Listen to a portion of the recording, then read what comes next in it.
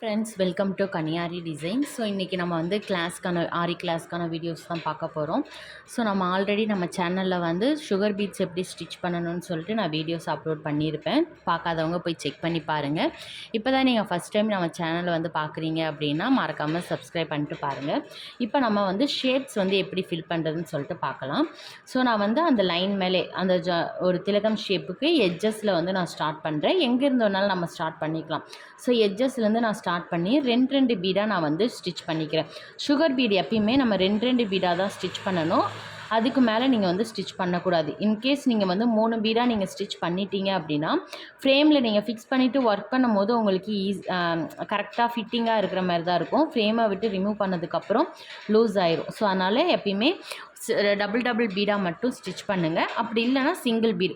இப்போ இன்கேஸ் இந்த மாதிரி இப்படி வந்து கர்வ் வருது, அப்படி இல்லைனா ஷார்ப் எட்ஜஸ் நம்மளுக்கு வரணும் அப்படின்னா மோஸ்ட்லி நீங்கள் வந்து சிங்கிள் பீடாக ப்ரிஃபர் பண்ணுங்கள். அண்ட் நம்ம சேனலில் போடுற வீடியோஸ் எல்லாமே பிகினர்ஸ்க்கு யூஸ்ஃபுல்லாக இருக்கிற மாதிரி தான் வீடியோஸ் வந்து நம்ம போடுவோம். ஸோ நீங்கள் இப்போ தான் ப்ராக்டிஸ் பண்ண ஸ்டார்ட் பண்ணுறீங்க, அப்படி இல்லைனா ப்ளவுஸ் ஒர்க் இப்போ தான் போட ஸ்டார்ட் பண்ணுறீங்க அப்படின்னா நம்ம சேனலில் வீடியோஸ் பார்க்கும்போது உங்களுக்கு ஒரு ஐடியா கிடைக்கும். ஸோ மறக்காமல் பாருங்கள்.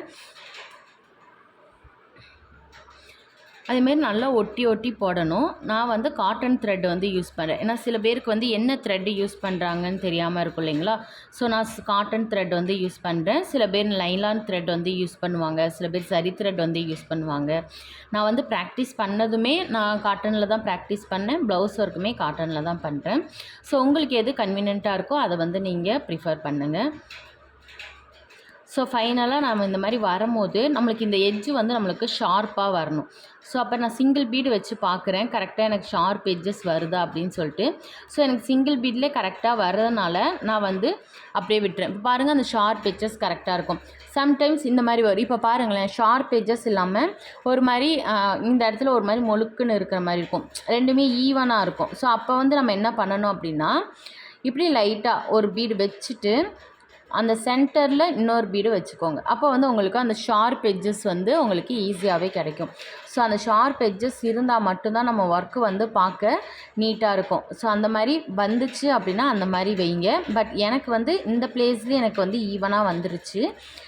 அந்த ஷார்ப் எட்ஜஸ் வந்ததுனால நான் வந்து இப்படி ஒரே பிளேஸ்லேயே வந்தாலுமே இந்த மாதிரி க்ராஸாக வச்சு ஒரு எம்டி ஸ்டிச் கொடுத்துட்டு ஆரி நாட் போடுங்க. அப்போ ஒர்க்கு வந்து இன்னுமே உங்களுக்கு நீட்டாக இருக்கும். ஸோ இந்த இடத்துல நான் ஆரி நாட் போட்டு ஃபினிஷ் பண்ணிக்கிறேன்.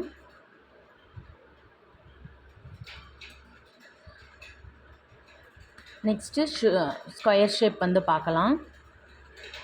இதுவுமே நம்ம ரெண்டு பீடாக தான் நம்ம வந்து ஸ்டார்ட் பண்ணணும்.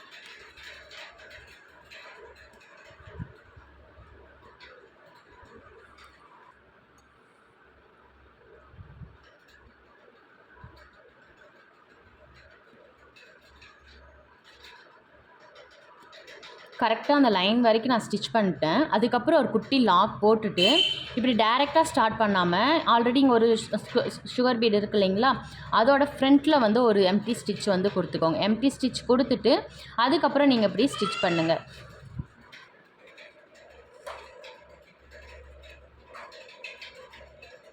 ரெண்டு பீடாக நான் இப்படி வந்து ஸ்டிச் பண்ணுறேன். கரெக்டாக நம்ம ஒரு பீடு ஸ்டிச் பண்ணிக்கலாம். அதுக்கு ஃப்ரண்ட்டில் வச்சு நம்ம ஸ்டிச் பண்ணும் போது நம்மளுக்கு இந்த இடத்துல ஷார்ப் எட்ஜஸ் வந்து ஈஸியாகவே நம்மளுக்கு ப்ராப்பராக கிடைக்கும். ஸோ இங்கேயுமே பாருங்கள், கரெக்டாக இன்னும் அந்த லைன் முடியல. கரெக்டாக அந்த லைன் வரைக்குமே நம்ம ஸ்டிச் பண்ணிவிட்டு குட்டியாக ஒரு லாக் போட்டுட்டு அகைன் ரிவர்ஸில் வந்து அந்த முன்னாடி பீடு இருக்கு இல்லைங்களா, அதுக்கு பக்கத்தில் ஒரு ஸ்டிச் கொடுத்துட்டு அதுக்கப்புறம் நம்ம ஸ்டிச் பண்ணணும். அப்போ தான் நம்மளுக்கு ஷார்ப் எட்ஜஸ் வந்து கிடைக்கும்.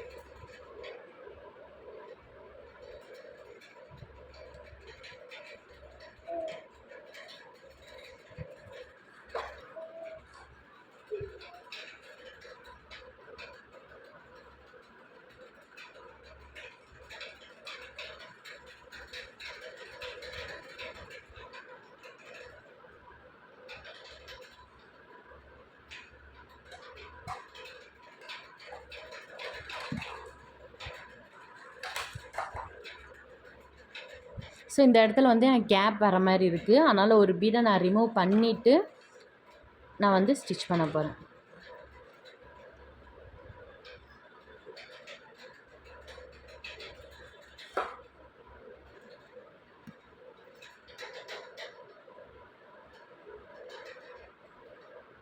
குட்டியாக ஒரு லாக் போட்டு ஆரி நாட் போட்டு ஃபினிஷ் பண்ணிக்கிறேன்.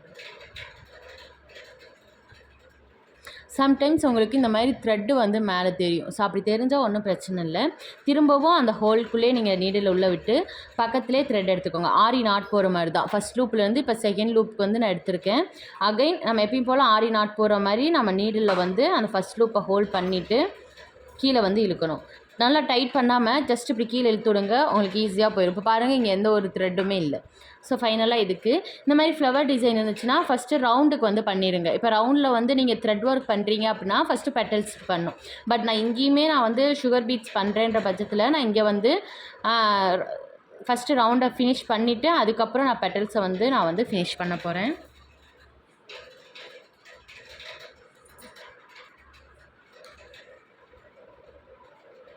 ஸோ இது வந்து குட்டி ரவுண்டாக இருக்கனால சிங்கிள் பீடாக ஸ்டிச் பண்ணி பாருங்கள்.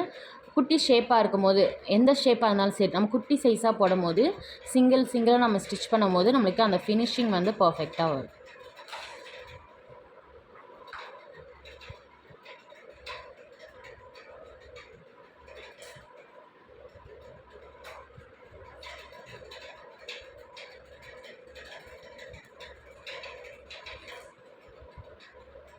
இப்போ நான் அந்த ரவுண்டு ஸ்டிச் பண்ணிட்டேன் இல்லைங்களா, பாருங்கள் எவ்வளோ பர்ஃபெக்டாக வந்திருக்குன்னு சொல்லிட்டு. நெக்ஸ்ட்டு பெட்டல் ஸ்டிச் பண்ணும்போது நம்ம ஆரி நாட் போடணும்னு அவசியம் இல்லை. ஜஸ்ட்டு டேரெக்டாக இந்த த்ரெட்டை வந்து இந்த 2 பீடுக்கு நடுவில் நான் அப்படி கொண்டு வந்துக்கிறேன். இப்படி கொண்டு வந்து இந்த பீடை வந்து நான் இப்படி ஸ்டிச் பண்ணுறேன்.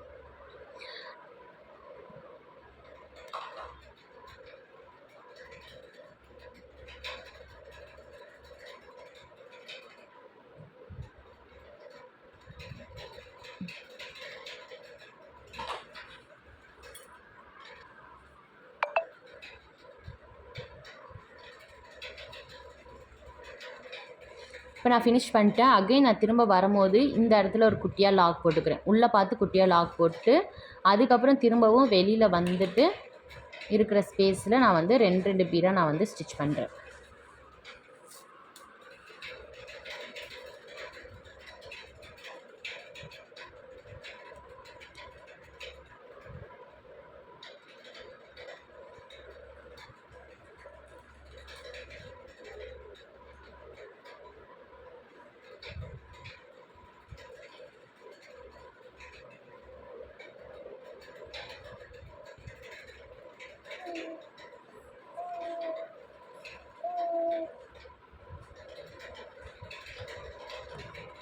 இப்போ பாருங்கள், செகண்ட் பெட்டல் நம்ம ஃபினிஷ் பண்ணியாச்சு இல்லைங்களா.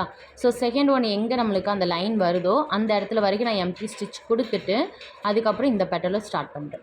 ஸோ இந்த மாதிரி தான் நம்ம ஒரு பெட்டலுமே நம்ம வந்து ஃபினிஷ் பண்ணி ஸ்டார்ட் பண்ணணும். இங்கே பாருங்கள், இங்கே எந்த ஒரு கேப்புமே இருக்காது. ஏன்னா நான் அந்த எம்டி ஸ்டிச்சை வந்து இங்கே உள்ளே கொண்டு வந்துட்டு திரும்ப வெளில போகிறேன். ஸோ அதனால தான் எனக்கு கேப் எதுவுமே வரல.